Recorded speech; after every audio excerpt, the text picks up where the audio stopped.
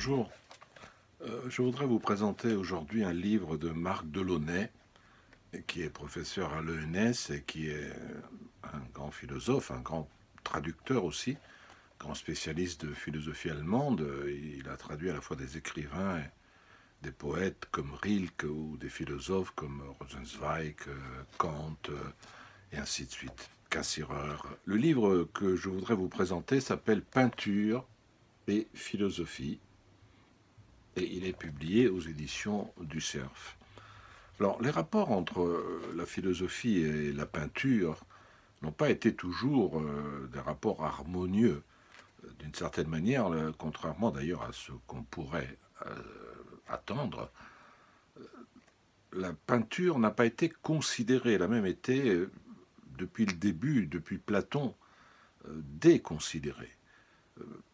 Contrairement à la musique qui, par son côté mathématique, par l'harmonie ou sa mathématique harmonieuse, entrait dans l'ordre géométrique. Pourquoi la peinture était-elle déconsidérée, notamment dans le platonisme? Parce que déjà le monde qui nous apparaît, le monde sensible, est aux yeux de Platon une illusion, une image trompeuse de ce qui se passe dans le ciel des idées. Un rond que je dessine par terre n'est qu'une pâle imitation, effectivement, du rond idéal qui existe en tant qu'aédos, en tant qu'idée. La peinture, elle, qui imite ce qui est déjà une imitation, est donc une imitation d'imitation, et par conséquent, on relève tout simplement de la tromperie ou de l'illusion. Aujourd'hui, évidemment, il n'en va plus ainsi, c'est même le contraire, puisque la peinture, comme d'autres arts, ont nourri évidemment la philosophie de l'art. Ici, Marc Delaunay prend évidemment le contre-pied total de cette opposition entre, d'un côté, un art qui produirait des images et de l'autre, une science qui produirait des concepts.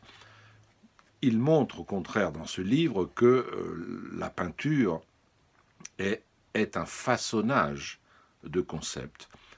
Il cède des exemples de Dürer, de Rembrandt, de Sebastiano del Piombo, Mantegna, Velázquez, Dürer, pour montrer précisément comment la peinture produit du concept, comment la peinture donne une représentation du monde, une conception du monde, et donc est non pas l'égale de la philosophie, mais est elle-même philosophie. Voilà, Peinture et philosophie aux éditions du Cerf de Marc Delaunay. Bonne soirée, au revoir.